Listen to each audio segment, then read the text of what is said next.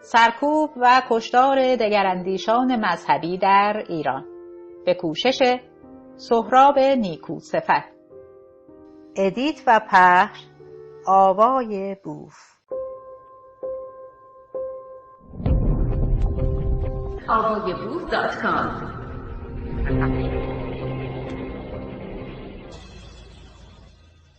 فایل 27. شروع از صفحه 264. کشتار بهائیان در دوره ناصرالدین شاه. قتل‌هایی که در اصفهان و دیگر نقاط کشور بدان اشاره می شود نمونه‌ای است از کشتار بهائیان در دوران سلطنت ناصرالدین شاه. نجف آباد در سال 1285 هجری قمری برابر با 1868 میلادی. ملا رحیم مجتهد نجف آبادی اسامی عده‌ای از بابیان نجف آباد را برای شیخ محمد باقر نجفی مجتهد صاحب نفوذ اصفهان می‌فرستد. او ملا رحیم را احضار کرده و با هم توطئه قلع و قمع بهائیان را طراحی می‌کنند. آنان میرزا نصرالله نائب الحکومه اصفهان را نیز با خود همراه کرده و شایع می‌کنند که اگر حکومت بابی‌های نجف آباد را نابود کند 10,000 تومان از ملا رحیم پاداش خواهد گرفت. بر اساس این طرح کلب علی کدخدای محل فهرستی از رعایای نجف آباد را به عنوان کسانی که به دولت بدهی مالیاتی دارند تهیه و به حکومت ارائه می کند. هدف به دام انداختن بابی ها بود، اما برای خام کردن آنان نام چند غیر بابی را نیز در فهرست می گنجاند. برخی از بهائیان از این خبر استشمام رایحه فساد نمودند و ملا زین العابدین زین المقربین با عده‌ای مخفیانه به شهر رفته پنهان شدند و بعضی در همان قصبه پنهان گشتند و برخی به اطراف گریختند و باقی بر جای ماندند و روزی دیگر جمعی از بهائیان را به اتفاق غیر بهائیان به اصفهان و نزد حکومت در حالی که شیخ باقر مجتهد حضور داشت حاضر نمود. بدین ترتیب 70 نفر بهائی دستگیر می شود. در جلسه رسیدگی به بدهی مالیاتی پس از خوانده شدن نام هر فرد بهائی، شاهدی که از پیش بین جمعیت جاسازی شده بود فریاد میزد که این شخص بابی است و شاهد دیگری گفته او را تایید میکرد. شیخ محمد باقر نجفی پس از شنیدن شهادت شاهدان قربانی را مرتد و واجب القتل اعلام میکرد. نخستین کسی از بهائیان که در این ماجرا اعدام شد جوانی بود به نام حبیب الله که پدرش به انگیزه تعصب مذهبی او را به عنوان بابی معرفی کرد. او را در حضور پدر به قتل می‌رساندند. دومین بابی که در این فاجعه به قتل می‌رسد شخصی است به نام حسین پسر علی خیاط. وی را به فتوای شیخ باقر نجفی در میدان شاه اصفهان سر می‌برد.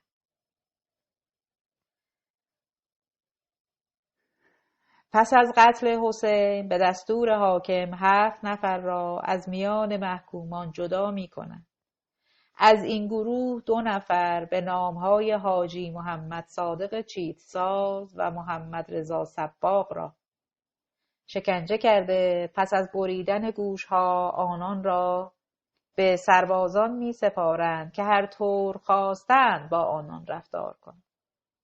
سربازان ابتدا این 2 نفر را لخت کرده تازیانه میزنند و بعد از شکنجه آنها را به اتفاق سایر زندانیان به تهران میفرستند. یکی از محکومان به نام حسین چیتساز بر اثر شکنجه در راه تهران جان خود را از دست میدهد.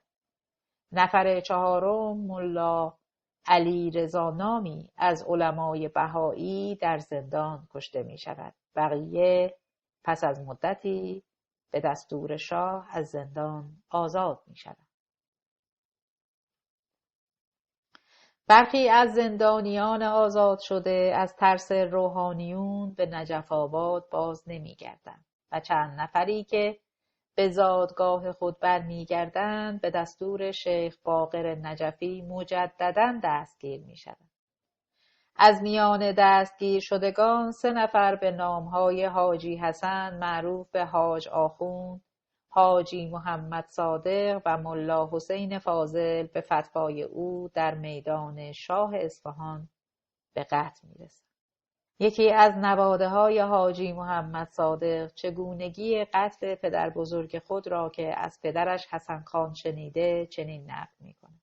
پس از 3 ماه خبر یافتم که پدرم به اصفهان آمده و در سرای مسجد حکیم که منزل مسافرین نجف آبادی آن زمان بود منزل کرده.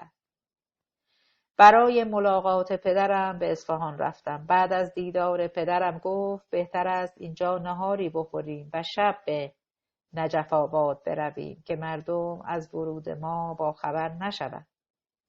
برای تهیه خوراک رفتم. وقتی بازگشتم سرایدار گفت مأمورین حکومتی پدرت را برای کشتن به میدان شاه بردند و هرچه اصرار کرد که پسرم را ببینم و وصیت کنم فایده نبخشید. وقتی به میدان شاه رسیدم با سر بریده پدرم روبرو شدم. در همان روز منزل و محل کار ما را هم غارت کردند. سال 1295 هجری قمری مطابق با 1878 میلادی. در این سال عده‌ای از اهالی تالخونچه از توابع اصفهان نامه‌ای به شیخ باقر نجفی می‌نویسند مبنی بر اینکه ملا کاظم و سید آقاجان بهایی هستند و واجب القتل. به دستور شیخ باقر هر 2 بهایی را به اصفهان می‌آورند و چون از آیین خود دست بر نمی‌دارند ظل السلطان حکم به قتل ملا کاظم می‌دهد. در 29 صفر ملا کاظم را به میدان شاه اصفهان می‌آورند. یکی از مریدان شیخ می‌گوید چون امروز 40 حسین است بهتر است حکم قتل روز دیگری اجرا شود. شیخ میگوید چون 40 است ثواب آن بیشتر است. دژخیم گلوی ملا کاظم را چنان میبارد که سر هنوز به بدن او وصل بود. بدن او را به دار میکشند. جنازه 3 روز بردار میماند و روز 3 به دستور شیخ عده‌ای سوار بر اسب جسد را تکه تکه می کنه.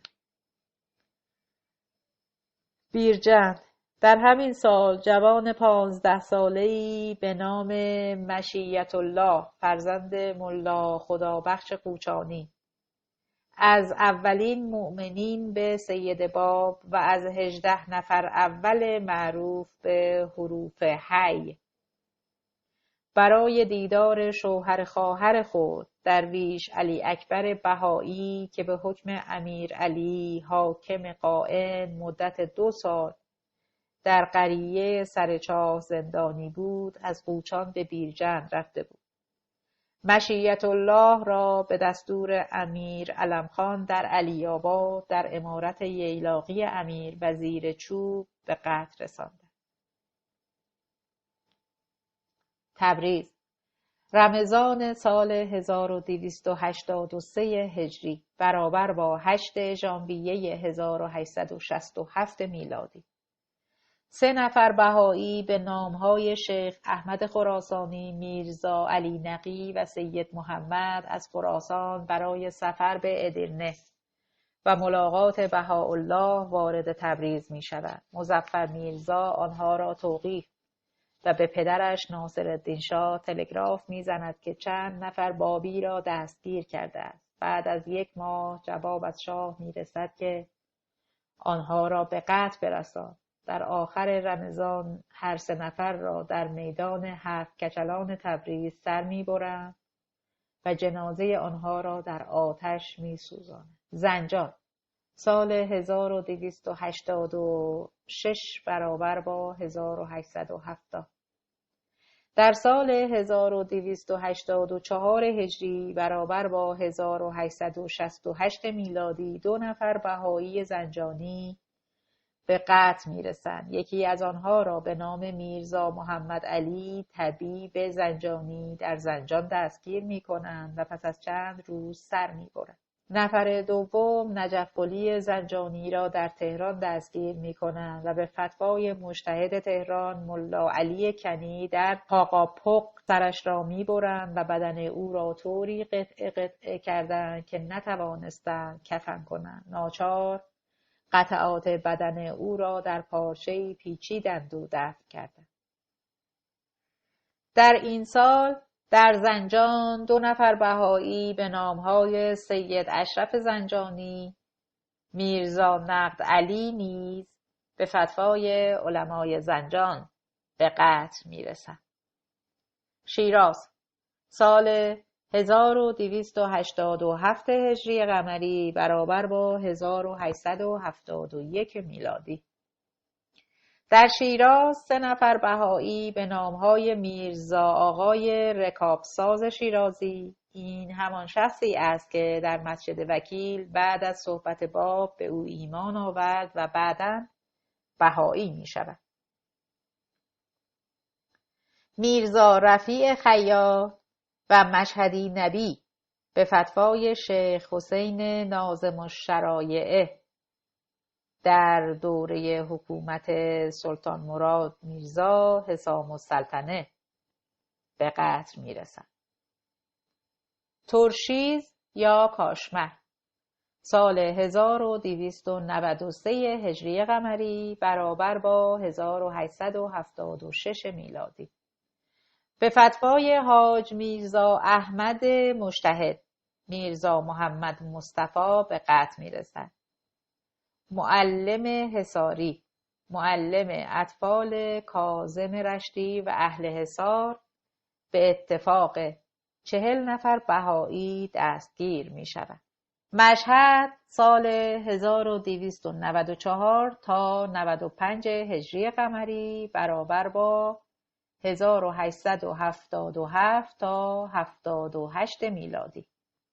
حاج عبدالمجید نیشابوری پدر آقا بزرگ معروف به بدیع پیک پیام بهاءالله به ناصرالدین شاه را در مشهد به فتوای شیخ محمد باقر اصفهانی و حاج سید محمود مجتهد بروجردی و به دستور رکن الدوله والی خراسان به قتل می‌رساند. قتل 2 برادر تاجر در اصفهان 1296 هجری برابر با 1879 میلادی. ظل السلطان در خاطرات خود درباره روحانیون اصفهان می‌نویسد: در این ایام امام جمعه اصفهان میر سید محمد که نفوذی غریب و استیلای عجیب داشت با بیسوادی و حقیقتاً بدون تشکیک و شبهه جنگ نوابها و خرابی شمساباد و بیداباد که 2 محله بزرگ اصفهان است در زیر سر این سید بزرگوار. خدا می‌داند در بزرگواری آقا همینقدر بس خبر فوتش که به ناصرالدین شاه رسید فرمود: الحمدلله رب العالمین، امروز میتوانم بگویم اصفهان مال من است. حکومت، رعیت، سلطنت و مخلوق تمام تا یک درجه آسوده شدند. بعد از مرگ این بزرگوار بر سر منصب امام جمعه بین برادر او میر محمد حسین و پسر میرزا هاشم یکی دیگر از علمای اصفهان جنگ و جدال در میگیرد. محمد حسین با پرداخت 15,000 تومان پول نقد منصب امامت را میخرد. امام جمعه نو که باید به سرعت رشوه داده شده را جبران میکرد به فکر بهایی ها میافتد و بر آن میشود که وجه پرداخت شده را از اموال 2 برادر تاجر ثروتمند اصفهانی به نامهای میرزا حسن و میرزا حسین برداشت کند. حسین سعادت نوری می نویسد 2 برادر در نتیجه چند فقر معامله با امام جمعه مبلغ 18,000 تومان از او بستانکار می شود و پس از چندی ناگزیر در مقام مطالبه طلب خود برمی آید. شیخ محمد باقر یکی دیگر از روحانیون اصفهان چون از ظل السلطان مکدر شده بود به حمایت امام جمعه برمیخیزد و به عنوان اینکه 2 برادر مردم را به پیروی باب تبلیغ و دعوت می‌کنند حکم به قتل آنها می‌دهد. ظل السلطان هم برای آنکه کار بیخ پیدا نکند و مردم عوام دست به غوغا بر ندارند هر 2 برادر را زندانی می نماید. در این مدت هرچه به آنها تکلیف لعن و تبری می شود نمی پذیرند تا اینکه به فتوای شیخ محمد باقر سر آنها را از بدن جدا می کنند. مقدمات قتل 2 برادر را امام جمعه با کمک شیخ محمد باقر و همچنین ظل السلطان حاکم اصفهان فراهم می‌کند. بدین سان ناراحتی ظل السلطان از ملایان نه به دلیل مخالفت او با اعمال روحانیون بلکه به این دلیل بود که آنها در ربودن اموال مردم با او رقابت می‌کردند. آنچه در اصفهان رخ داد نمونه‌ای گویا از ترکیب تعصب مذهبی و منفعت طلبی را نشان می‌دهد. 2 برادر از تجار معروف و محبوب شهر بودند. تجار اصفهان تلگرافی به ناصرالدین شاه می‌فرستند و خواستار آزادی آن 2 می‌شوند. شاه به ظل السلطان دستور می‌دهد که 2 برادر را به تهران بفرستد، ولی چون امام جمعه از دستور باخبر می‌شود مردم را تحریک می‌کند و 2 برادر را در میدان شاه سر می‌برد. تربت حیدریه جمادی الثانی 1302 برابر مارس 1885 میلادی.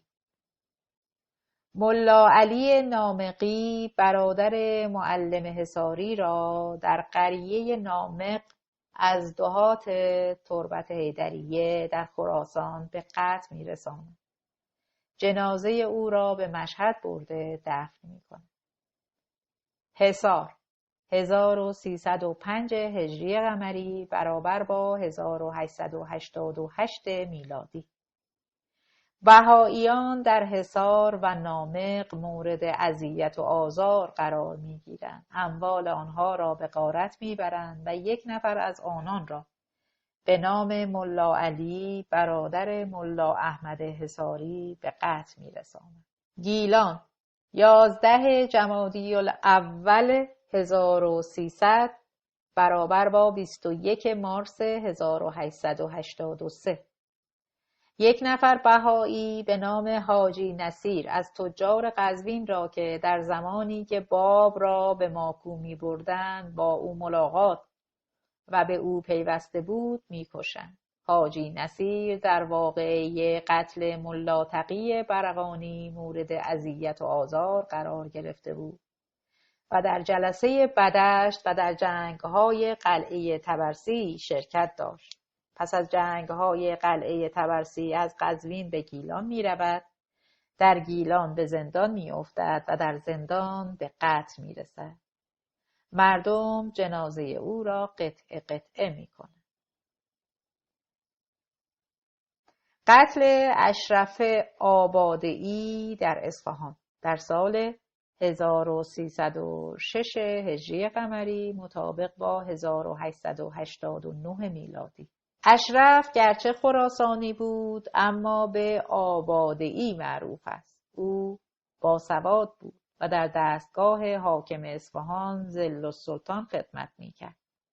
به دستور شیخ باقر نجفی او را در سال 1306 در میدان شاه اصفهان به دار میزند.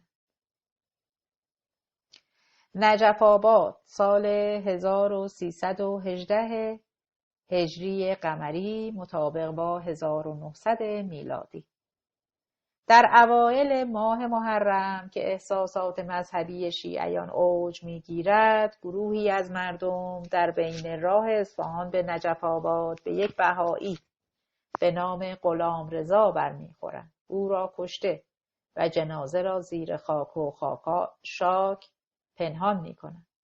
خبر قتل به نجف آباد میرسد. 3 نفر از جوانان بهایی به محل رفته جسد را دفن میکنند. در سال 1318 هجری قمری مطابق با 1900 میلادی ظل السلطان حاکم اصفهان دهاتی را در اطراف نجف آباد خریداری می‌کند. زارعین این دهات بهایی بودند. شیخ باقر که در مصادره اموال مردم با ظل السلطان رقابت می‌کرد، فتوای قتل زارعین را صادر می‌کند. زارعین بهایی به ناچار فرار می‌کنند و اموال آنان غارت می‌شود و دهات ظل السلطان بدون کشاورز ماندند و بایر شدند. کشتار دیگر اندیشان مذهبی به انگیزه سود مالی. صدور فتوای قتل به انگیزه مالی از رفتارهای عادی روحانیت شیعه در عصر قاجار است. ملکزاده در تاریخ انقلاب مشروطه می نویسد: چون مرد ثروتمندی فوت می کرد، تمام دارایی او به عنوان صحن امام دستخوش چپاول روحانی نماها می شد. از جمله حاجی اسماعیل نجف آبادی که یکی از متمولین آن زمان بود و در اطراف دارایی او داستانها نقل می کردند. پس از مردنش هستی او از طرف امام جمعه در تحت عنوان صحن امام ضبط شد و ما بین متولیان دین تقسیم گشت و فرزندان او در اندک زمانی به گدایی افتاد.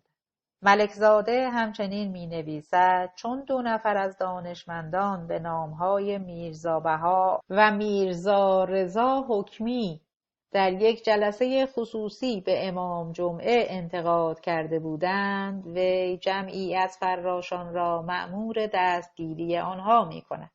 مأمورین آنها را دستگیر نموده با تحقیر و توهین به منزل امام جمعه می برند و به حکم او آنها را به چوب می‌بندند و چند روزی در محل نامناسبی زندان می‌کنند. بعد از اینکه از آنها تعهد می‌گیرند که دیگر از این فضولی‌ها نکنند، آنها را آزاد می‌کنند. ملکزاده درباره فراش‌های امام جمعه می‌نویسد: امام جمعه اصفهان در حدود 500 نفر اوباش که هر یک سابقه ننگینی داشتند و دارای هیکلی مهیب و صورتی نامطبوع و سیبیل‌های از بناگوش در رفته بودند، به نام فراش‌های مخصوص در خدمت خود نگاه داشته بود و هر وقت از خانه بیرون می‌رفت، این جماعت که هر یک چماق کلفتی در دست داشتند و کاردی به کمر زده بودند، دور خر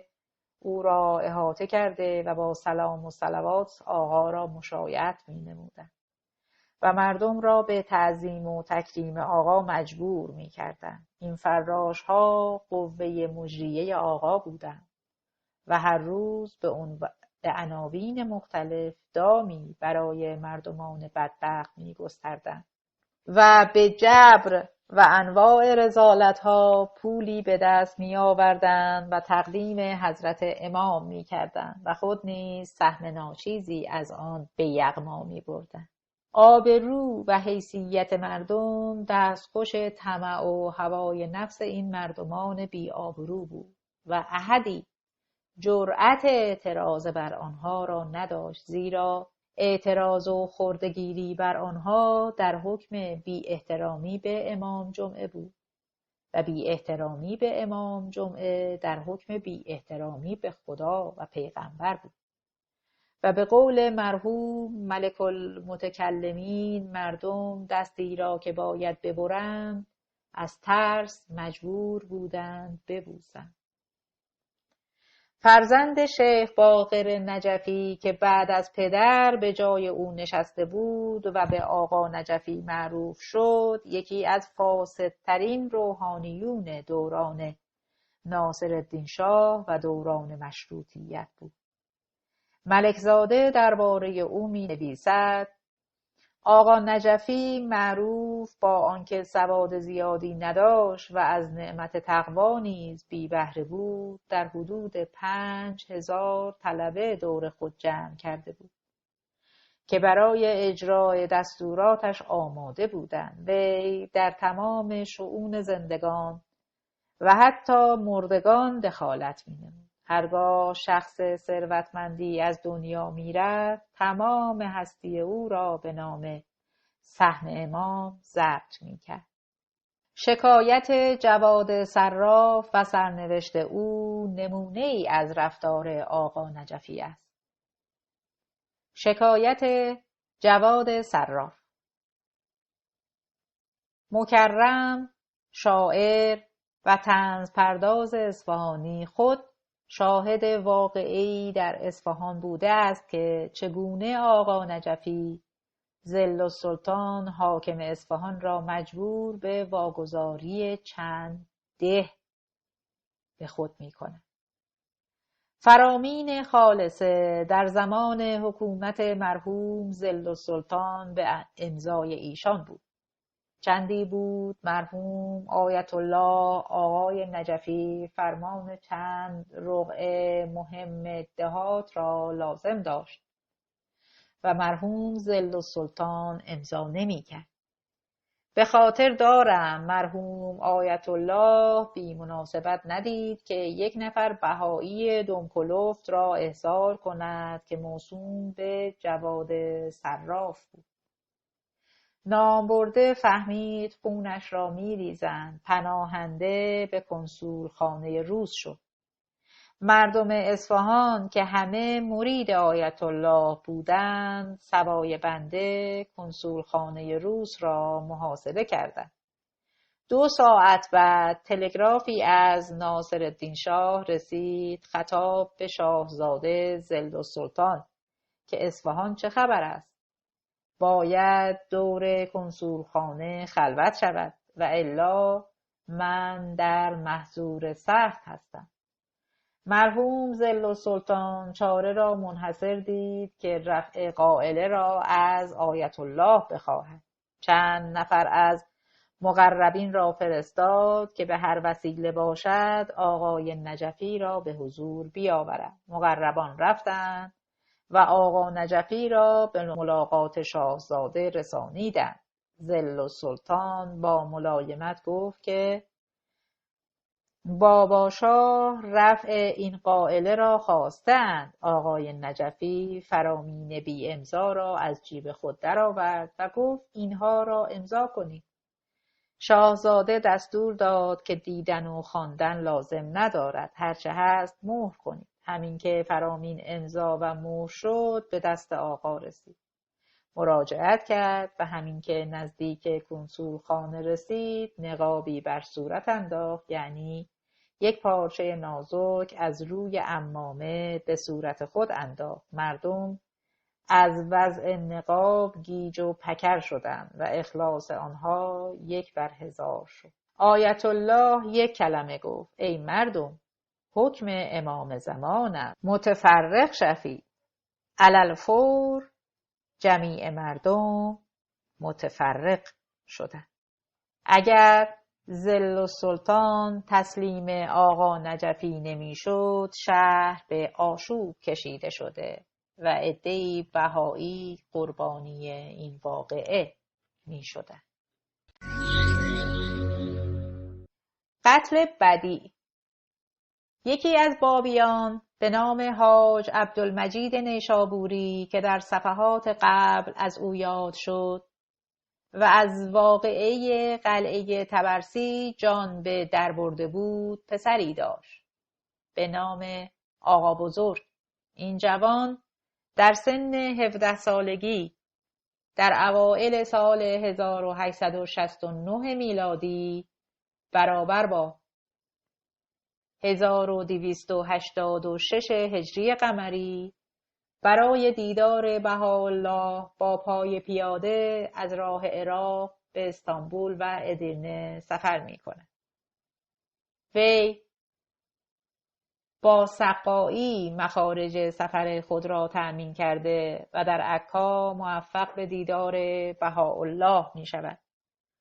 در آن زمان در نیمه دوم دوران سلطنت ناصرالدین شاه، بهاءالله با ارسال نامه‌هایی به زمامداران جهان عقاید خود را به گوش آنها می‌رساند. در بین الواح بهاءالله لوح مفصلی خطاب به ناصرالدین شاه وجود دارد که او ارسال آن را به آقا بزرگ واگذار می‌کند. آقا بزرگ در بین راه بدون تماس با سایر بهائیان خود را به تهران می‌رساند.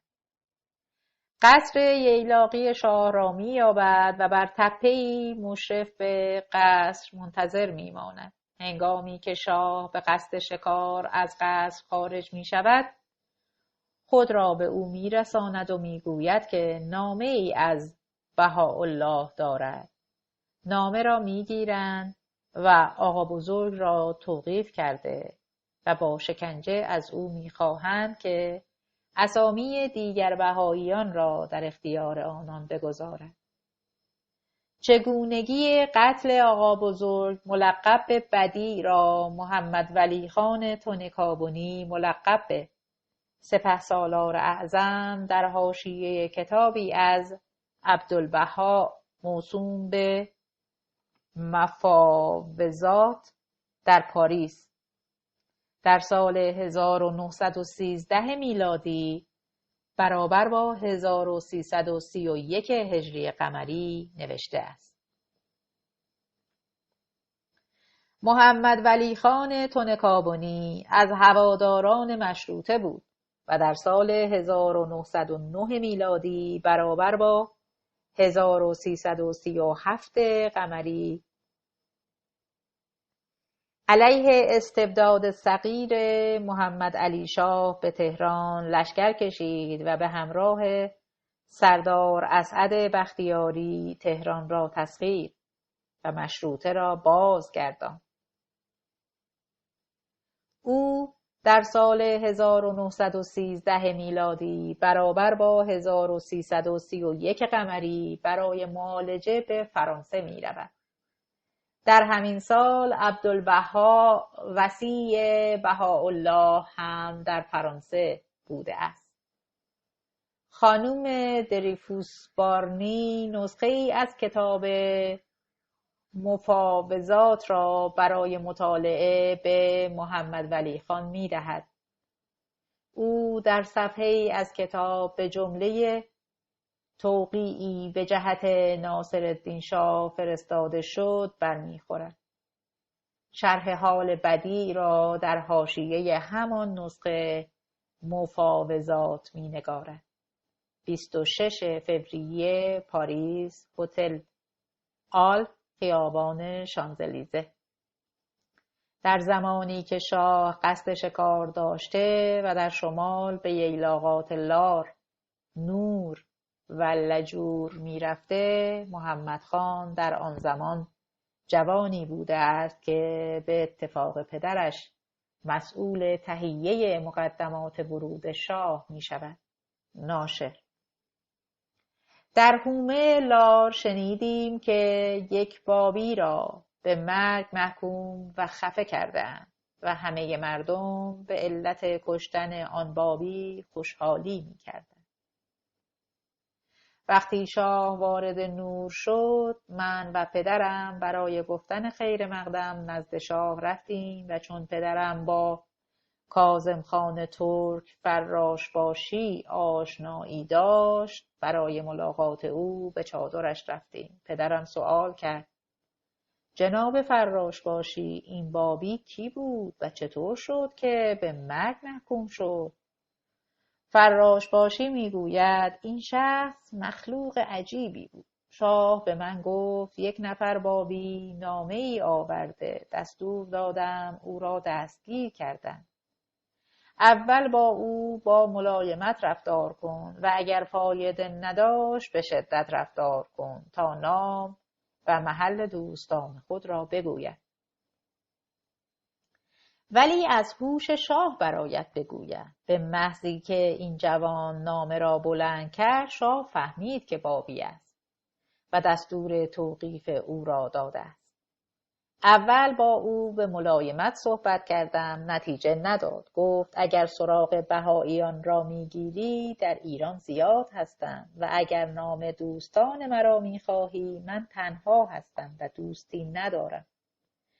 دستور دادم 6 نفر در هر نوبت فراشها زیر چوب و فلک بگیرند. حرفی نزد و التماسی نکرد. به او گفتم حداقل بگو عریضه‌ای دارم به جای لو.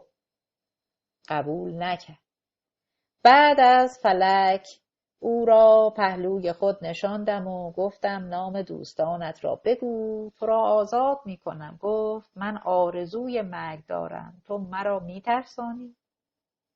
دستور دادم او را داغ کردند، در زیر میله گداخته می خندید.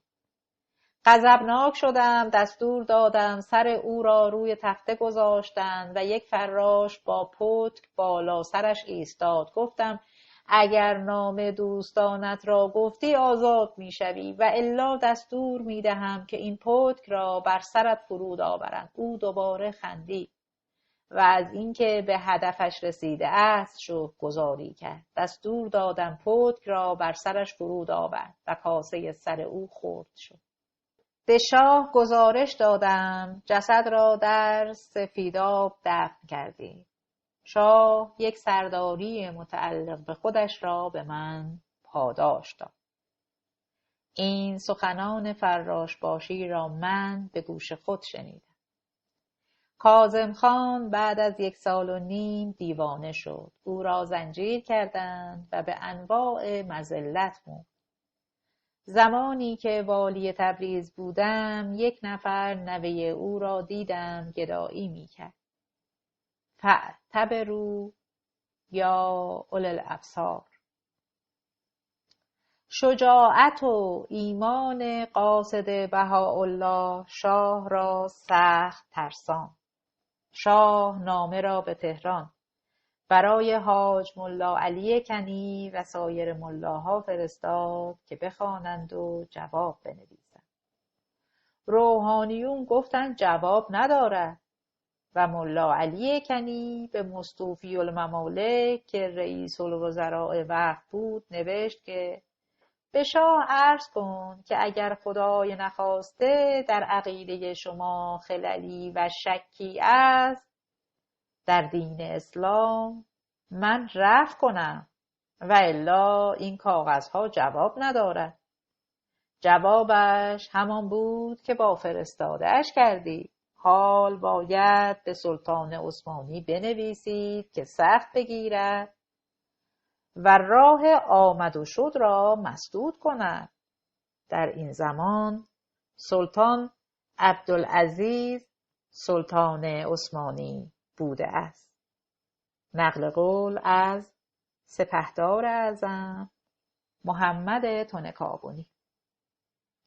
در صفحه 277 عکس دستخط محمد ولی خان تنکاونی ملقب به سپهسالار اعظم در حاشیه یک جلد کتاب مفاوضات نوشته عباس افندی عبدالبها.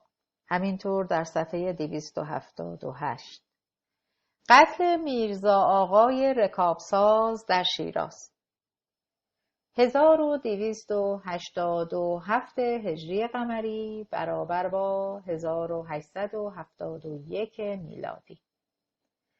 در همان روزهای اولیه که ادعای سید علی محمد باب در شیراز به گوش مردم رسید، عده‌ای به وی گرویدند.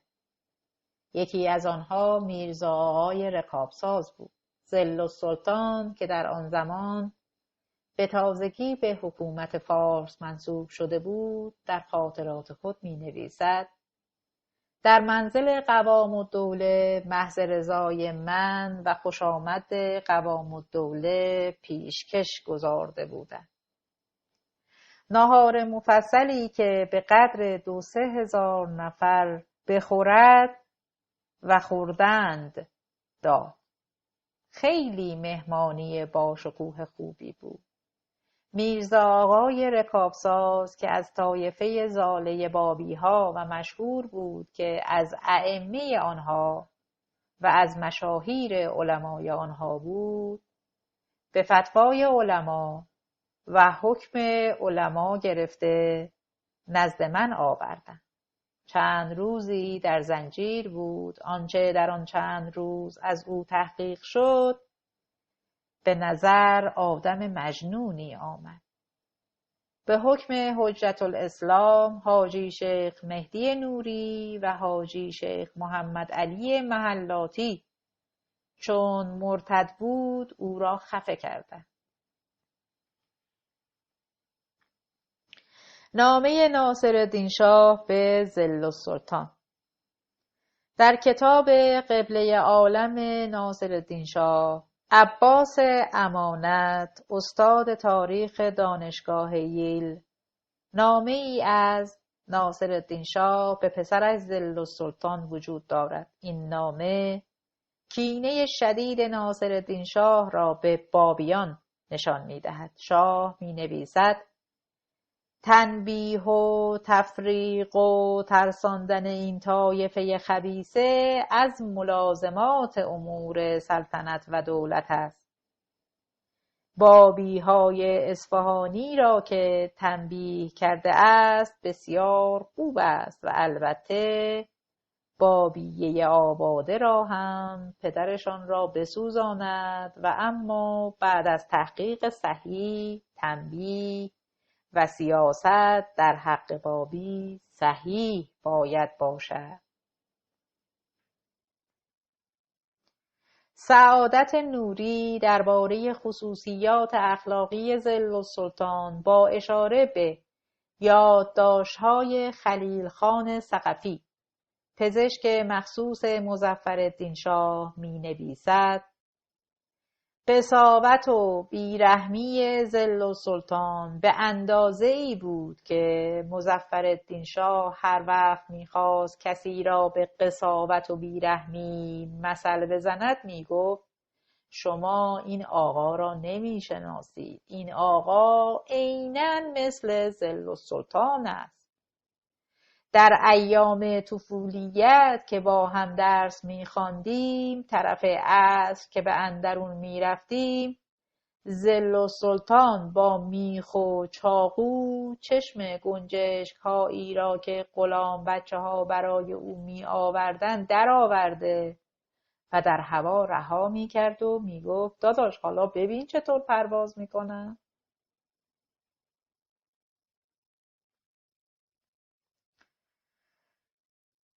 میرزا اسدالله وزیر. برخورد حاج آقا نجفی روحانی بزرگ اصفهان با میرزا اسدالله وزیر شیوه روحانیت را در بهره برداری از حربه تکفیر برای گردآوری مال نشان می‌دهد. ملکزاده می نویسد معروف است که آقا نجفی که یکی از متمول‌ترین مردان آن زمان بود و ثروت او به کرورها می رسید چندین سال مالیات دیوانی را نپرداخته بود. میرزا اسدالله خان رئیس مالیه وقت که در آن زمان وزیرش می نامیدند روزی آقا را برای تسویه حساب مالیاتی به خانه خود دعوت نمود. آقا نجفی با جمعی از طلاب و علما به منزل او رفتند. وزیر تا درب خانه از آنان استقبال کرد و دست آقا را بوسید و با اکرام و احترام هرچه تمامتر در صدر تالار نشانید.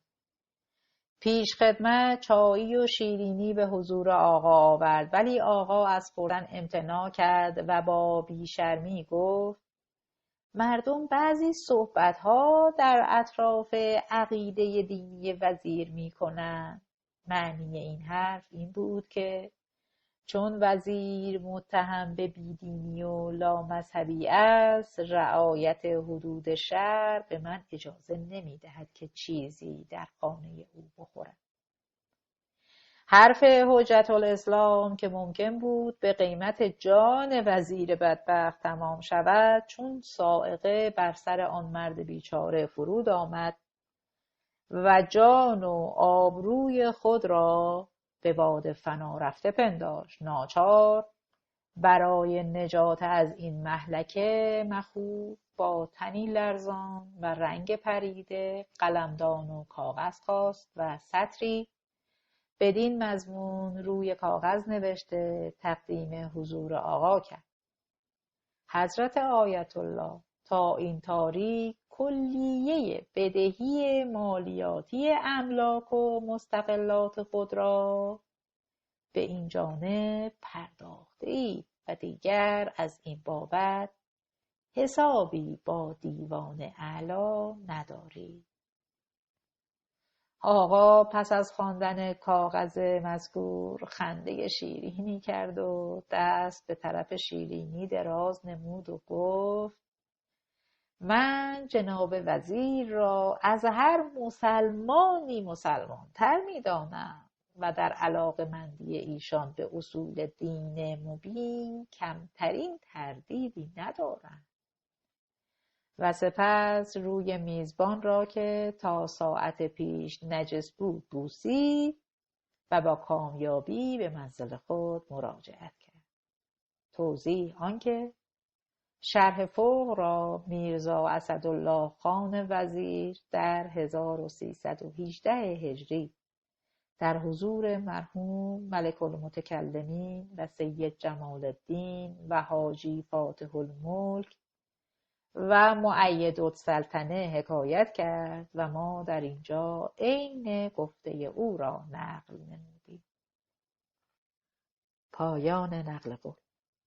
شهدای سبعه یزد هفتگانه 1308 هجری قمری مطابق با 1891 میلادی به دوران حکومت جلال الدوله فرزند ظل السلطان در یزد به تحریک 2 نفر از روحانیون یزد به نامهای شیخ محمد حسن مجتهد سبزواری و میر سید علی مدرس 7 نفر بهایی کشته و به شهدای سبعه یزد معروف می شود. 3 تن از این گروه پیش از پیوستن به باب روحانی بودند و یکی از آنها به نام حاجی ملا ابراهیم مسئله گوی معروفی بود که ابتدا در مسجد ریک به بیان مسائل دینیه می پرداخت و متجاوز از 1000 نفر در محضر او مجتمع می شدند. مؤلف کواکب الدریه می نویسد صبحی در قصبه تف در منزل خود نشسته بودم. ناگهان شنیدم صدای هلهله و ولوله و تار و تنبور و عربده های غریبه بلند شد. پرسش رفت که چه خبر است؟ گفتند حاجی ملا ابراهیم مسئله گو را به حکم حکومت از منشاد گرفته وارد تفت می‌کند. اهالی برای خدمت شریعت و خوشامد حکومت هلهله می‌نمایند. بدبختانه گفتم بروم ببینم چه می‌کنم و من این شخص محترم را می‌شناسم و اگرچه در مذهب او نیستم ولی بر علو مقام وی متقینم و در اینکه مردم بلا تحقیق این حرکات وحشیانه و جاهلانه را ابراز می‌دارند شبهه ندارم، چون بر سر معبر رفتم دیدم که آن مظلوم را عمامه و عبا و لباسش را همه را بردند و قبایی از کرباس مندرس به او پوشانیده بر درازگوش سوار کردند و دسته‌ای از مغنی و رقاص و تیاتریچی جلوی او میزنند و حرکاتی اظهار می‌دارند که فی الحقیقه در قوالب الفاظ نمی‌گنجد و هر انسان ذی حسی از مشاهده آن دیوانه می‌شود و بالجمله هر کسی میرسد آب دهان بر او می‌افکند و سنگ می‌زند. پایان نقل قول. طرف عصری بود که یکی از دوستانم به منزلم آمده. حالش منقلب بود. چون ساعتی نشست حکایت کرد از رذالت‌هایی که به آن محترم کرده اند و چگونه تا غروب او را تشنه و گرسنه به اطراف گردانیده از هیچ گونه توحش فروگذار نکردند. حاج ملا ابراهیم را پس از اذیت و آزار بسیار در تفت به یزد می‌فرستند و در یزد به زندگی او خاتمه می‌دهند. نفر دوم حاجی ملا علی سبزواری را به جبر به منزل شیخ محمد حسن مجتهد سبزواری میبرند و چون از عقیده خود دست بر نمی دارد او را به فتوای شیخ قطعه می کند. نفر سوم ملا مهدی خویدگی از تحصیل کردگان شهر بود. مخالفین او فتوای قتل او را می دهند و او هم مانند دو دوست دیگر در راه عقیده خود کشته می شود. علاوه بر این 3 روحانی 4 نفر کارگر نساجی به نامهای علی اصغر و آقا حسن که برادر بودند و محمد باقر و محمد حسن نیز که در محضر مجتهدین دست از ایمان خود برنداشتند کشته شدند. آباده 1290 هجری قمری برابر با 1873 میلادی. یک چیتساز بهایی به نام استاد علی اکبر بابت کاری که برای یکی از روحانیون آباده به نام سید عباس حسام الذاکرین انجام داده بود مبلغی از او طلبکار بود. شب عید نوروز در بازار طلب خود را مطالبه می کند. جناب آقا حسام سخت متغیر می شود و به طلبکار دشنام می دهد. بهایی طلبکار صلاح را در سکوت می بیند و برای جلوگیری از بروز فتنه جوابی نمی دهد. روحانی بدهکار روز عید نوروز به منزل حاجی قاضی از روحانیون مشهور و با نفوذ آباده می رود.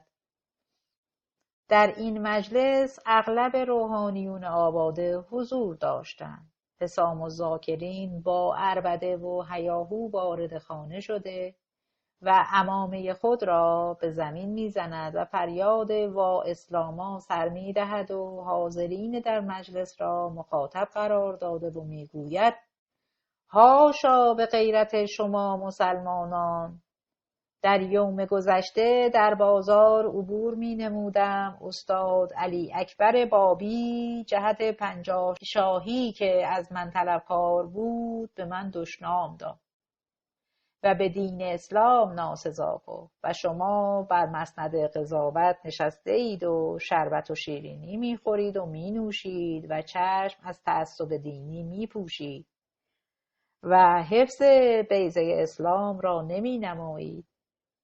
حاجی قاضی چند نفر را برای دستگیری استاد علی اکبر می فرستد. مأمورین در همان روز او را گرفته نزد حاجی قاضی می برند. قاضی دستور می دهد تا موهای سر استاد علی اکبر را بتراشند و حاضرین آب دهن به صورت او بیندازند و او را فلک کرده چوب مفصلی زده و به زندان ببرند. حاجی قاضی فرمان دستگیری یک بهایی دیگر به نام کربلایی حسن را نیز در همان روز صادر می کند. او را نمی یابند اما خانه اش را غارت می کند. قابل آباده‌ای از بهائیانی که در یکی از دهات آباده به نام ادریس آباد مورد زجر و شکنجه و توهین قرار گرفت قابل آباده‌ای بود. چون خبر بهایی شدن قابل به گوش روحانیون رسید، آخوند ملا عبدالحسین یزدی بر آن شد تا قابل را از گمراهی نجات بدهد. 3 ماه با قابل گفتگو می کند و چون به نتیجه دلخواه نمی رسد، میرزا آقا کلانتر ده را با خود همراه می کند و علیه قابل فتوا می دهد. پیروان به فتوای آخوند و با همکاری کلانتر قابل را دستگیر می کنند و به او کتک مفصلی می زنند و قصد کشتن او را داشتند. بستگان قابل به مهاجمین حمله می کنند و او را آزاد می کنند. با این همه قابل مجبور می شود که خانه و شهر و دیار خود را ترک کرده به آباده مهاجرت کند. میرزا حسین خان 1302 هجری قمری برابر با 1885 میلادی. میرزا حسین خان از اعیان و پیش از گرویدن به آیین بهایی مدتی حاکم آباده بود. دشمنان او چون از مخالفت ظل السلطان و آقا نجفی اصفهانی با آیین جدید آگاه بودند، وقت را برای اذیت و آزار او مناسب دیدند. جمعی علیه میرزا حسین خان به ظل السلطان شکایت میبرند. ظل السلطان یکی از مخالفین سرسخت بهائیان به نام مشیرالملک اصفهانی داخل پرانتز میرزا حبیب اصفهانی جد خاندان مشیر فاطمی پرانتز بسته را مأمور بررسی شکایت میکنه. چون میرزا حسین خان در شیراز بود، برادر کوچک او را توقیف و بعد از دریافت 50 تومان آزاد میکنند. میرزا حسین خان را در شیراز توقیف میکنند و بعد از فلک کردن و چوبکاری به زندان میاندازند. سرانجام پس از مدتی حبس او را با دریافت 1200 تومان آزاد میکنند. سید یعقوب سورمقی 1311 هجری قمری.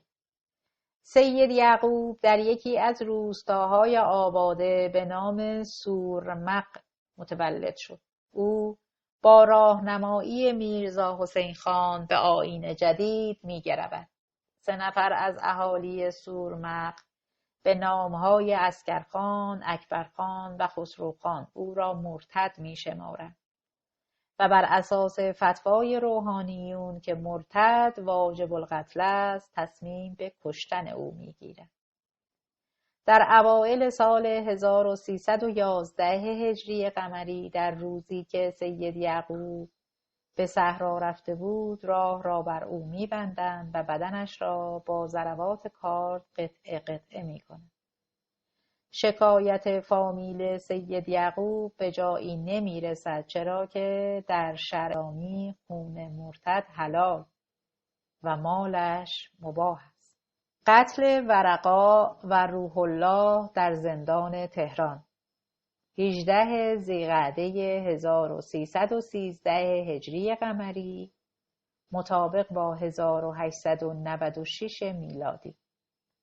به هنگامی که میرزا رضا کرمانی با شلیک گلوله‌ای در شاه عبدالعظیم به زندگی ناصرالدین شاه خاتمه داد، بهائیان که کمترین نقشی در ترور شاه نداشتند، تنها به این سبب که ناصرالدین شاه همه مخالفین خود را بابی می‌دانست مورد سوء ظن قرار گرفت و در تهران شایع شد که قاتل شاه بابی بوده است.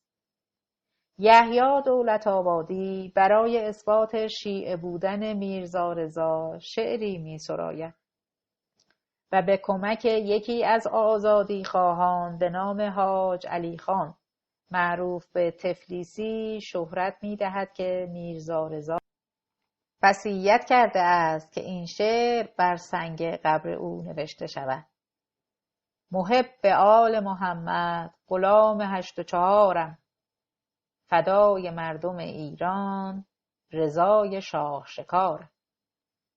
یحیی دولت‌آبادی فرزند هادی دولت‌آبادی از روحانیون اصفهان است. هادی دولت‌آبادی ابتدا به جنبش بابی می‌گرود و در انشعاب بین بهایی و ازلی به یحیی ازل می‌پیوندد و به عنوان جانشین او در ایران برگزیده می‌شود. یحیی دولت‌آبادی بعد از فوت پدر خود هادی جانشین او می‌شود. یحیی دولت‌آبادی بعد از تحصیلات علوم اسلامی به سیاست روی می‌آورد و در جنبش انقلاب مشروطه فعال بود. یحیی خاطرات سیاسی خود را در تاریخ 4 جلدی حیات یحیی به رشته تحریر درآورده است.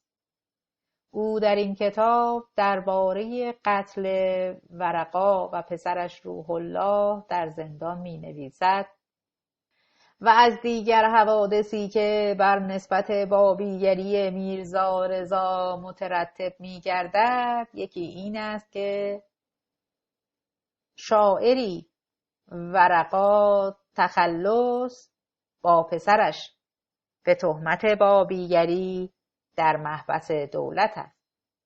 یکی از بستگان شاه ملقب به معین السلطان که میشنود کشنده شاه بابی است، بر تنفر او از هر بابی افزوده شده، برای اطفاء حرارت قلب خود به محبس رفته، با حربه‌ای که در دست دارد اول پسر را پیش چشم پدر و بعد پدر را به قتل می‌رساند. ورقا از بزرگان و مشاهیر بهایی بود. به زمانی که از زنجان عازم سفر به تهران بود، علاءالدوله حاکم زنجان به توصیه آخوندی به نام ملا واسع دستور توقیف او را صادر می‌کند. پس از چندی ورقا را به اتفاق پسر نوجوانش روح الله و یک بابی دیگر به نام میرزا حسین به تهران می‌فرستند.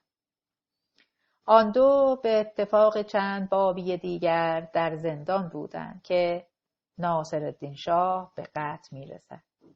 میرزا حسین زنجانی همبند ورقا و روح الله چگونگی قتل پدر و پسر را نوشته است. حاجب الدوله به گمان اینکه شاه را بابی‌ها کشته‌اند به زندان آمد و به محض ورود حکم کرد پای همه محبوسین را به خلاف قانون هر روزه به زیر خلیله یا کند بگذارند و زنجیرها را قفل کنند. همه محبوسین ساکت و متحیر که آیا چه واقع شده رنگها همه پریده، کسی را یارای گفتن نبود که بتواند سؤال کند که چه اتفاقی رخ داده است. بعد از مدتی نایب رئیس زندان آمده گفت برخیزید، شما را باید به اتاق عدلیه ببرم.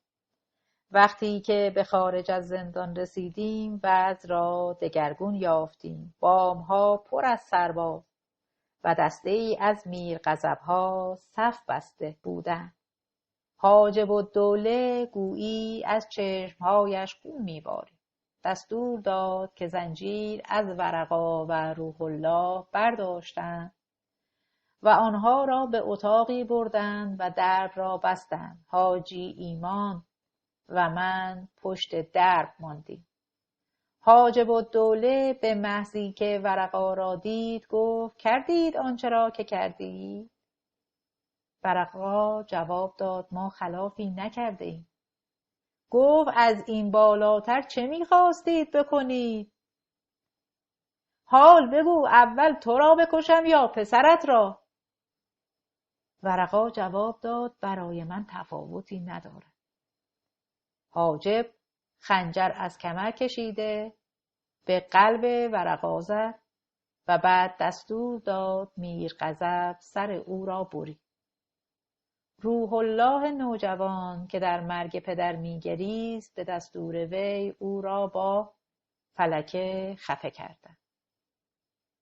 میرزا حسین می نویسد پس از آن همه بهائیان زندانی روزانه مورد زجر و شکنجه قرار می گرفتند و تا 3 روز ما را روزانه برای اعدام به بیرون از زندان می بردند، اما هر روز مانعی پیش می آمد و به تأخیر می افتاد.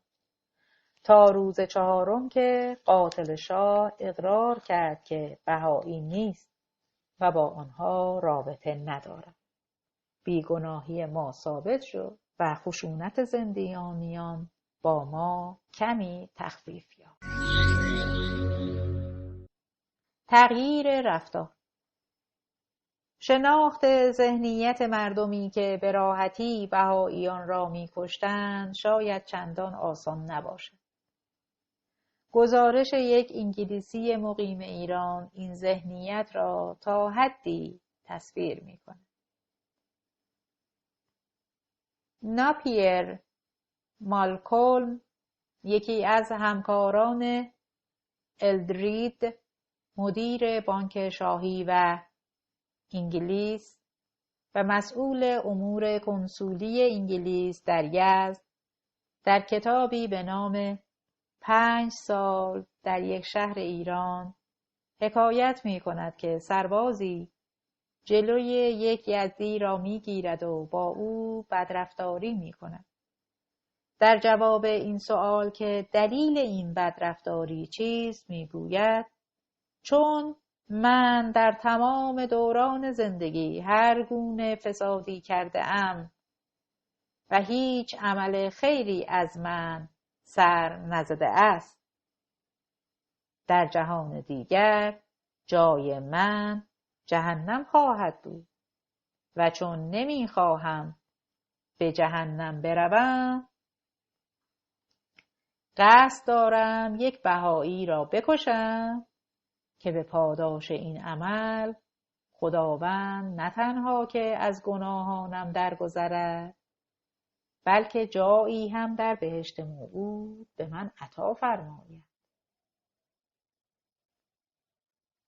بهاءالله پیشوای بهائیان به پیروان خود دستور میداد که در برابر همه فشارها به جای مقابله به مثل سکوت، تحمل و بردباری پیشه کنند، به این امید که شاید جامعه به صلح و دوستی برسد. بهاءالله بر آن بود تا به قتل و جنایت و اذیت و آزار پایان دهد. مؤمنین به آیین جدید طبق دستور پیشوای خود دست از مقابله به مثل برداشته کشته می شدند اما نمی کشتند. بهاءالله در لوح دنیا خطاب به پیروان خود چنین می نویسد.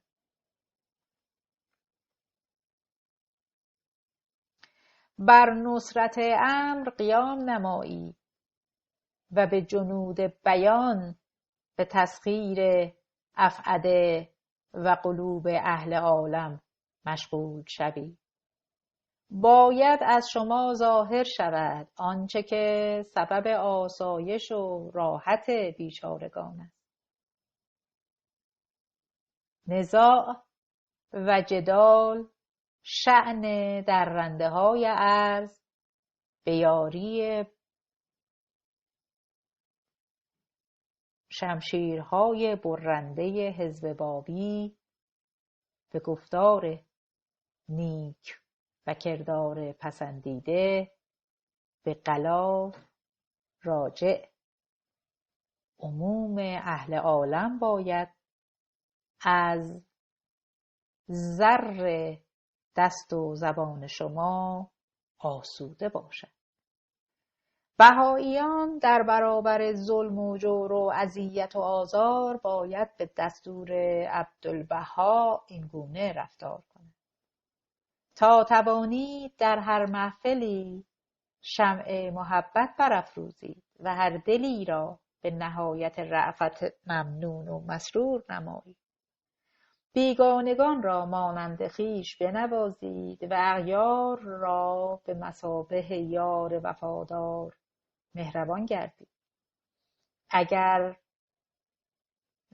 نفسی جنگ جوید شما آشتی طلبید و اگر کسی ضربتی بر جگرگاه زند شما مرهم بر زخم او بنهید.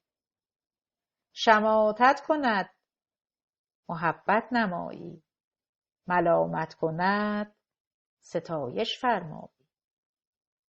سم قاتل دهد شهد فائق بخشی، به هلاکت اندازد شفای ابدی دهی. درد گردد درمان بشوی، خار شود گل و ریحان گردی. شاید به سبب این رفتار و گفتار این جهان ظلمانی نورانی گردد و این عالم خاکی آسمانی شود و این زندان شیطانی ایوان رحمانی گردد. جنگ و جدال برافتد و محبت و وفا در قطب عالم خیمه افرازد. این است نتایج وصایا و نصائح الهی و خلاصه تعالیم دور بهایی. روحانیون تمامیت خواه شیعه شیوه مسالمت جویانه بهاییان را با دستگیری، زندانی کردن، شکنجه، قتل، توهین و تحقیر، تهمت بستن، مصادره اموال، بیرون کردن بهائیان از نهادهای دولتی، آزارهای گوناگون، طرد اجتماعی و اقتصادی پاسخ دادند. روالی که با شدت و حدت متغیر اما مدام تا امروز ادامه دارد. دوران مظفرالدین شاه 1896 تا 1907 برابر با 1313 تا 1324 هجری قمری. در دورانی که مظفرالدین شاه به سلطنت رسید، زمام امور کشور در دست میرزا علی اصغرخان اتابک صدر اعظم. بعد از مدتی شاه امین‌الدوله اصلاح طلب را به صدارت عظما انتخاب کرد، اما امین‌الدوله با چنان مخالفتی از سوی ملایان روبرو شد که بیم آن میرفت که شاه را نیز تکفیر کند. امین‌الدوله مجبور به استعفا شد و میرزا علی اصغرخان اتابک در سال 1898 میلادی برابر با 1315 هجری قمری به صدر اعظمی رسید. معروف بود که اتابک به روسیه گرایش دارد. پس انگلیسی ها بیکار ننشسته و به تحریک مشغول شدند. در دوره 10 ساله سلطنت مظفرالدین شاه تضاد بین گرایش های اصلاح طلب و ارتجاعی شدت می‌گیرد و بهائیان که به دلیل نظریات خود خواستار تحول بودند بیش از پیش با سرکوب مواجه می‌شوند. واقعه آباده.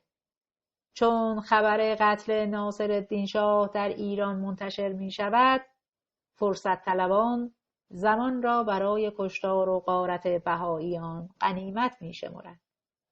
امام جمعه آباده ملا محمد حسن به اتفاق ملا عبدالله واعظ شیرازی، زالی خان تلگرافچی و عده‌ای از اهل آباده تلگرافی به رکنالدوله حاکم شیراز می‌فرستند و بهائیان را مفسده‌جو معرفی کرده و یادآور می‌شوند که اگر فرمان بر قلع و قمع بهائیان صادر شود، درآمد بالایی نصیب حاکم خواهد شد.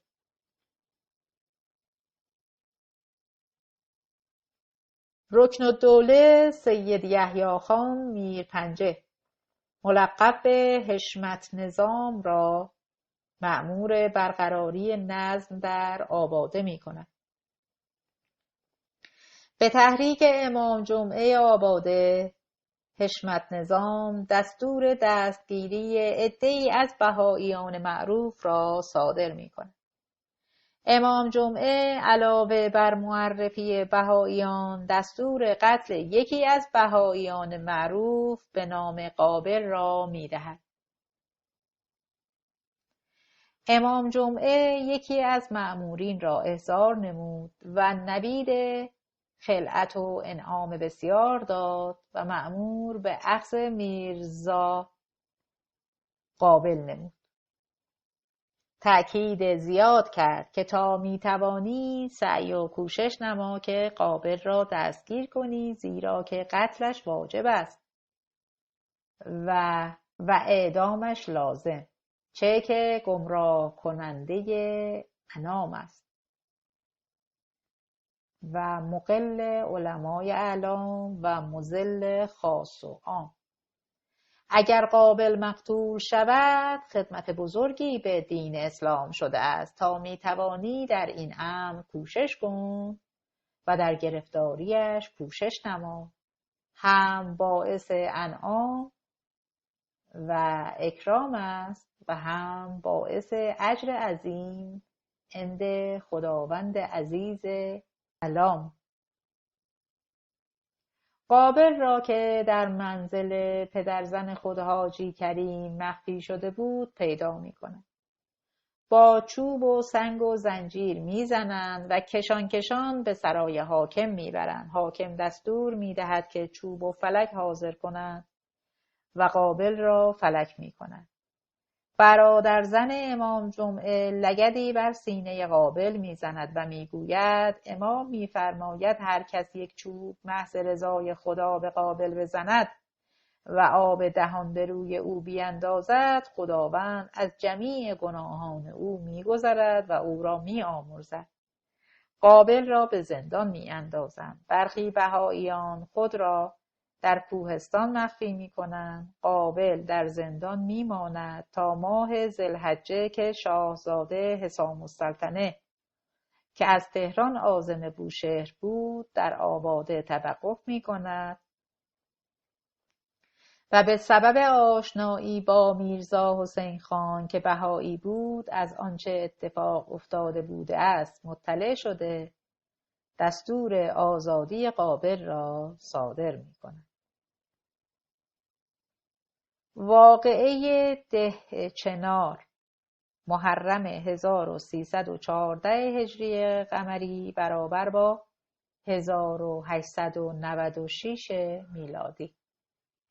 1 ماه بعد از ماجرای آباده، خسروخان سورمقی گروهی را با خود همراه کرده و برای کشتن 2 بهایی دهچنار به نامهای کربلایی علی خان و ملا امیر و غارت اموال آنها به ده چنار می رود. بهاییان فرار می کنند اما اموال آنها به غارت می رود. بلوای اردکان 1321 هجری قمری برابر با 1903 میلاد.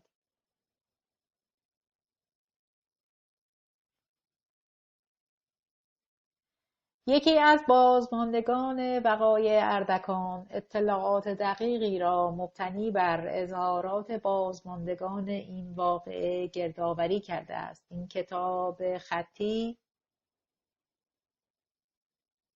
امر بهایی در اردکان نام دارد و نویسنده آن صدری نوابزاده اردکانی است. برخی از وقایع اردکان را بر اساس گزارش این کتاب نقل می‌کنم. آقا نجفی روحانی مقتدر اصفهان یک روحانی را به نام سید ابراهیم که از عتبات به اصفهان آمده بود به یزد فرستاد و او را تحت حمایت خود گرفت تا بتواند در برابر روحانیون یزد خودی نشان بدهد. قبل از ورود سید ابراهیم به یزد شایع شد که وی نامه‌ای به وجوب قتل بهائیان با خود از نجف آورده است. سید ابراهیم در 22 خرداد 1282 شمسی برابر با 1903 میلادی به نیریز وارد می شود و چادری در جلوی خانه خود برپا می کند و به تحریک مردم مشغول می شود. اولین بهایی که قربانی این توطئه شد شخصی است به نام حاجی میرزای حلبی‌ساز. جلال‌الدوله در ظاهر با سید ابراهیم مخالفت می کند اما در باطن با شورش و بلوا موافق است. جلال‌الدوله از شورشی که در یزد برپا کرده بود بی نصیب نمانده و از غارت خانه‌ها و دکان‌های بهائیان ثروتی اندوخته بود. او یک قافله شتر متعلق به صدرالسلطان اردکانی را مصادره کرد و سهم ملا بهرام اخترخاوری را از قریه جدید احداث نپرداخت. شراره آتشی که در یزد روشن شده بود به زودی به اردکان رسید. یک روحانی به نام حاجی ملا محمد ضیاءالعلما که مردی مالندوز بود از جلال‌الدوله خواست که مالیات اردکان را به او واگذارد. جلال‌الدوله از ترس به درخواست او تن می‌دهد و مالیات اردکان را به او وامی‌گذارد. روحانی دیگری به نام مجدالعلما که هیچگاه مالیات نداده بود و مستمری نیز دریافت می‌کرد وقتی دید مالیات اردکان به رقیب او واگذار شده و آن ملای طماع دست از او بر نخواهد داشت و مالیات‌های عقب مانده را از او دریافت خواهد کرد به جناب صدرالسلطان روی آورد و از او کمک خواست. صدرالسلطان جلال‌الدوله را مجبور کرد حکم واگذاری مالیات به ضیاءالعلما را لغو کند. ضیاءالعلما کینه صدرالسلطان را به دل گرفت تا واقعه یزد پیش آمد. ضیاءالعلما به ملا علی نامه نوشت و او را به قتل صدرالسلطان و بهائیان تحریک کرد و بابت این عمل خیر به او نبید پول و سند چند ملک را داد. مردم تحریک شده ابتدا به فحاشی به بهائیان اکتفا کردند ولی دیری نگذشت که قدم فراتر گذاشته و به قتل و کشتار رسیدند. اولین قربانی این فاجعه یک زارع بهایی به نام آقا محمد حسن بود. روزی که برای انجام کارهای زراعتی به صحرا رفته بود، او را محاصره کرده و از او خواستند که برای کشف حقیقت با آنها به نزد ملا علی برود. او تسلیم آنها می شود. مردم اطراف او را گرفته با مشت و چوب او را سخت کتک می زنند. بر اثر ضربات چوب قبل از رسیدن به منزل سید علی کشته می شود. نفر دومی بهایی دیگری است به نام عبدالنبی نداف. متعصبان که از قتل آقا محمد حسن فارغ شده بودند به خانه عبدالنبی نداف حمله می کنند. درب خانه او را شکسته وارد می شوند. او را از خانه بیرون می کشند و با ضربات چوب و سنگ می کشند و جنازه‌اش را آتش می زنند. بهایی سوم که کشته می شود شخصی است به نام ابراهیم آقا بابا. ضیاءالعلما افرادی در اردکان داشت که دستورات او را اجرا می کردند. از جمله یک نفر به نام سید علی کچل که به وی لقب حسام السادات داده بود و دیگری به نام سید حاجی عطار. حسام السادات نوکر بیجیره و مواجب ضیاءالعلما بود. وی به مردم زور می گفت و به عنوان خمس و زکات باج می گرفت. سید عطار هم شغلی نداشت و کارش ایجاد مزاحمت برای مردم به عنوان امر به معروف و نهی از منکر و تلکه کردن. روز شنبه 5 تیر ماه عده‌ای از متعصبان به سردستگی آقا محمد علی زنجیرساز به خانه ابراهیم که پیرمردی علیل و نابینا بود می‌ریزند. او را از خانه بیرون می‌کشند. ابتدا شیخ الاسلام روزخان با عصا بر سر پیرمرد می‌زند و بعد از او شخصی به نام اکبر جهازدوز با قداره فرق او را می‌شکافد.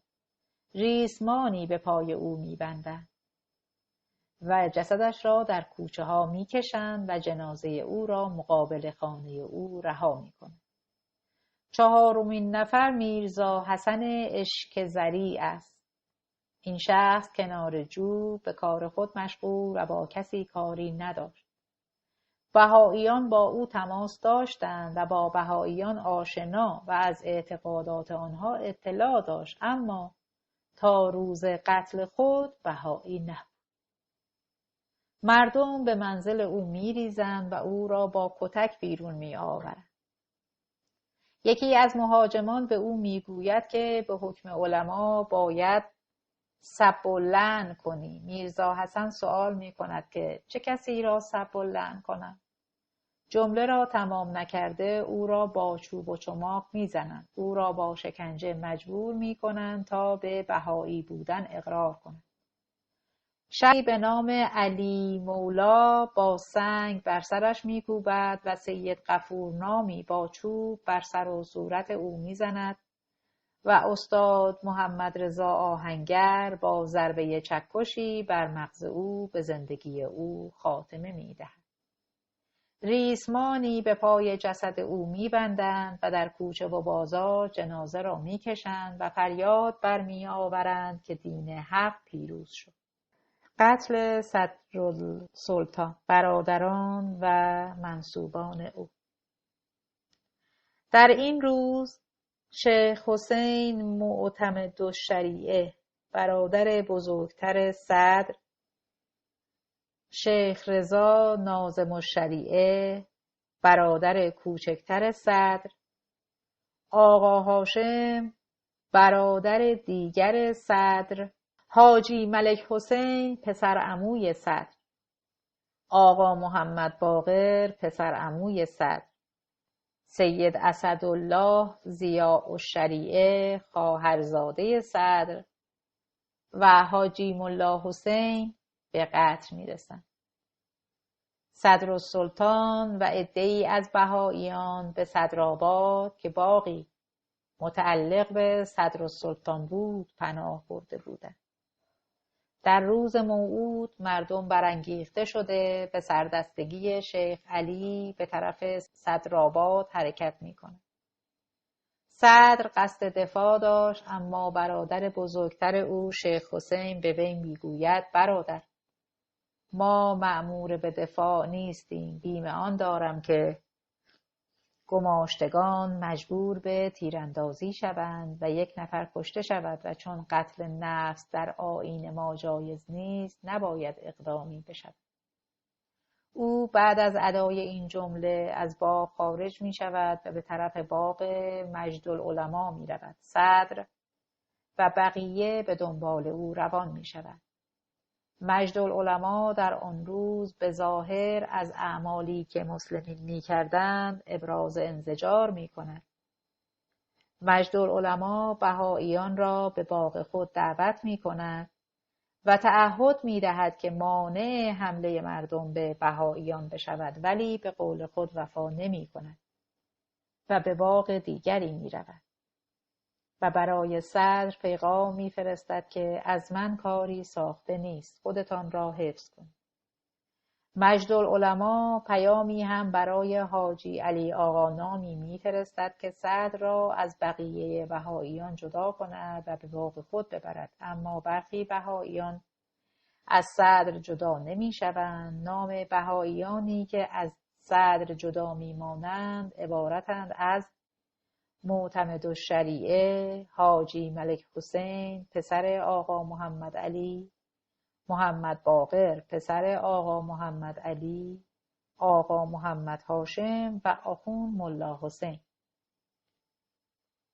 آنان می دانستند که به زودی کشته خواهند شد. ملا حسین می گوید من می دانم که این جماعت بویی از آدمیت و انصاف و مروت نبرده اند، چون خون مرا ریختند نگذارید دست به غارت اموال و اجناسی که در دکان من است بگشایند، زیرا من در این دنیا مالک دیناری نیستم و آنچه در دکان از نقد و جنس دارم مال مردم است که باید در مقابل مطالبات آنان داده شود. این بگفت و کلید را به ملا میرزا محمد نامی سپرد.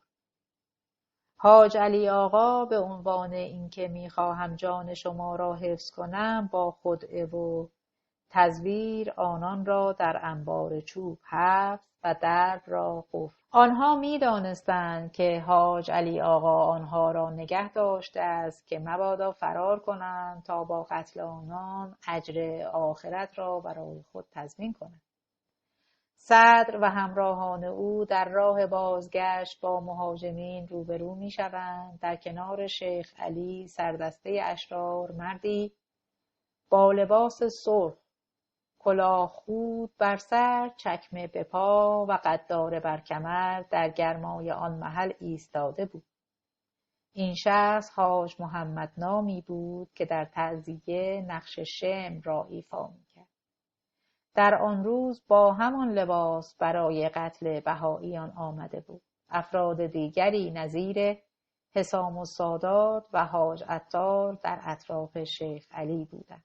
ابتدا شیخ علی به صورت صدرالسلطان سیلی میزند و فریاد میزند که این علم کفر را بیاندازید. اشرار با چوب و چواق به او حمله میکنند و بر اثر ضربات چوب و تبری که به او میزنند کشته میشود. همه همراهان صدرالسلطان با وضع فجیعی با ضربات چوب و زنجیر به قتل میرسند. همراه بهائیان اطفال و نوجوانانی بوده اند که از مرگ رهایی می‌یابند و بعدها ماجرا را روایت می‌کنند. قاتلان بعد از فراغت از قتل این 7 نفر برای یافتن سایر بهائیان راه باغ مجدالعلما را در پیش می‌گیرند. می‌دانستند که عده‌ای از بهائیان در آنجا مخفی شده‌اند. حاج علی آنها را به اتاقی که بهائیان را در آن حبس کرده بود راهنمایی می‌کند. شیخ حسن یزدانی فرزند خردسال معتمدالشریعه که در آن روز شاهد قتل پدر خود بود واقعه را چنین شرح می‌دهد. در انبار چوب نزد پدرم بودم که 2-3 نفر از اشرار آمدند و آقا محمد باقر را گرفتند و خواستند او را بیرون ببرند. پدرم دست جلو آورد و گفت این داماد من است، او را کجا میبری؟ یکی از آن مردم شرور کلمه ناهنجاری نسبت به پدرم بر زبان راند و چوبی که در دست داشت به شدت بر سر پدرم زد که خون فواره زد. تمام صورت و محاسنش را گلگون نمود. من که پدرم را در آن حال دیدم طاقت نیاوردم و با گریه به دامنش آویختم. ولی یکی از اشرار با خشونت و قساوتی که کمتر نظیر آن دیده شده مرا از پدرم جدا ساخت. سید عبدالوهاب ممتازی و میرزا محمد حسین رستگار شاهدان عینی قتل صدرالسلطان که شاهد قتل دودایی و برادر خود نیز بودند و در آن هنگامه در پی پناهی می‌گشتند، در میان جمعیت عموی خود سید حسن امام جمعه را که مسلمان بود می‌بینند. خود را به او می‌رسانند، اما سید با خشونت آن 2 طفل را از خود می‌راند و می‌گوید بروید نزد داعی‌هایتان. نوکر مجدالعلما به نام عبدالله سیاه چون آن منظره دلخراش را می‌بیند 2 طفل را از مهلک نجات می‌دهد. معتمدالشریعه را از انبار باغ بیرون می‌آورند، اطراف او را گرفته با کارد و قمه شکم او را پاره می‌کنند. کسی به نام علی پسر حسین خان بر سینه او نشسته و با ساطور قصابی به سر و صورت او می‌زند تا به قتل می‌رسد.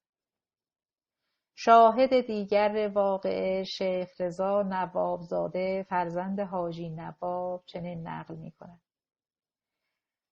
وقتی عمویم آقا محمد هاشم را از انبار چوب بیرون کشیدند و مشتی از طفل انام اطرافش را گرفته بودند و برای شهادت به طرف بیرون باغ مجدالعلما می بردند، من در آنجا حاضر بودم.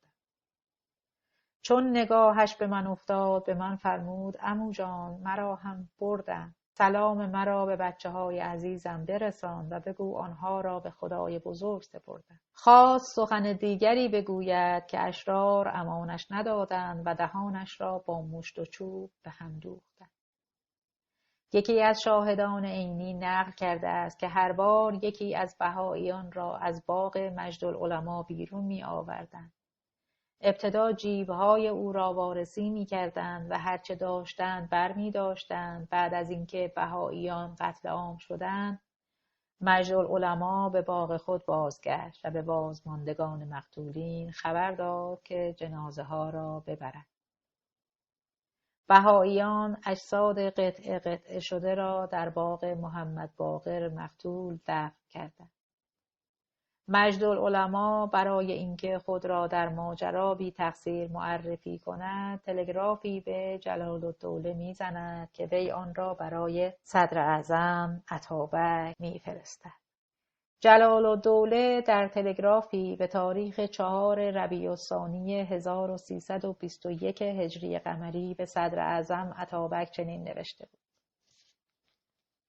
و بعد مجدالعلما یک تلگراف به غلام کرده که خواستم جلو بگیرم از عهده بر نیامد. همه را تلف کردند، اموال صدرالسلطان را بین خودشان تقسیم می‌کنند. بعد از قتل عام بهائیان دست به غارت اموال مقتولین زدند و از اذیت و آزار بازماندگان دست بر نداشتند. زنان و کودکان بهایی در خانه نشسته و در عزای از دست رفتن عزیزان خود اشک می‌ریختند. شیخ علی 1 نفر را فرستاد به خانواده‌های پریشان خاطر شهدا پیغام داد که چرا ماتم گرفته و گریه می‌نمایی؟ به شادی و عیش پردازید و به رقص و پایکوبی مشغول گردید. چه آنها که به تحریک وی شربت شهادت نوشیده اند از دین مبین خارج شده و طریق کفر و ارتداد پیموده بودند و دیگر رؤسای فساد 1 مشت زنان هرجایی را واداشتند که به خانه‌های شهدا بروند و با طعن و لعن بر زخم‌های عائله‌شان نمک بپاشند.